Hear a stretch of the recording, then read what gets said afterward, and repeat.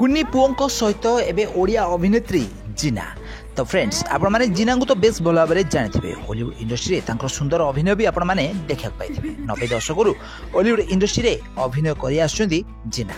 Album ଜଗତ ଜରିଆରେ ସେ Hollywood ଇଣ୍ଡଷ୍ଟ୍ରିରେ ଏଣ୍ଟ୍ରି ହୋଇଛନ୍ତି। ଏହାପରେ ସେ ହଲିଉଡ୍ ସିନେମା ଓ ଓଡ଼ିଆ ସିରିଏଲରେ କାମ କରୁଥିବାର ନଜର ଆସିଛନ୍ତି।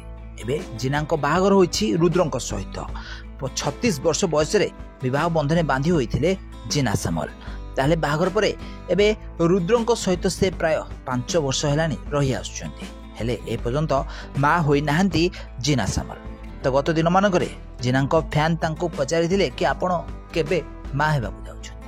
ତ ଏହି ପ୍ରଶ୍ନର ଉତ୍ତର ଦେବାକୁ ଯାଇ ଜିନା କହିଥିଲେ କି ସେ ଏବେ ତାଙ୍କର କ୍ୟାରିୟର ଉପରେ ଫୋକସ୍ କରିଛନ୍ତି। ଆଉ ନିଜ କ୍ୟାରିୟର ଭଲସେ ଗଢ଼ିଲା ପରେ ସେ ମା ହେବେ ବୋଲି କହିଛନ୍ତି। ତାହେଲେ ଜିନାଙ୍କୁ ଏବେ ପ୍ରାୟ 40 ବର୍ଷ ବୟସ ହୋଇଗଲାଣି। ତ ଏହାରି ମଧ୍ୟରେ ଜିନା ଏବେ ଓଡ଼ିଆ ଶୋରେ ଅଭିନୟ କରୁଥିବାର ଦେଖାଯାଇଛନ୍ତି। କିଛି ରିଆଲିଟି ଶୋରେ ତାଙ୍କୁ ଆପଣମାନେ ଜଜ୍ ଭାବରେ ଦେଖିବାକୁ ପାଉଥିବେ। ତାହେଲେ ଏବେ ଜିନା ନିଜ ବଡ଼ ଭାଇଙ୍କ ପୁଅଙ୍କ ସହିତ ଖେଳୁଥିବାର ନଜର ଆସିଛନ୍ତି। କୁନି ପୁଅଙ୍କୁ ଧରି ସେ ସୋସିଆଲ ମିଡ଼ିଆରେ ଫଟୋ ଓ ଭିଡ଼ିଓ ଗୁଡ଼ିକ ସେୟାର କରିଛନ୍ତି, ଯାହାକୁ ଦେଖି ଜିନାଙ୍କ ଫ୍ୟାନ୍ ମାନେ ଭାବିଛନ୍ତି କି ସେ ଏବେ ମା ହୋଇସାରିଛନ୍ତି। କୁନି ପୁଅକୁ ଖେଳୁଥିବାର ଦେଖିବାକୁ ମିଳିଛନ୍ତି।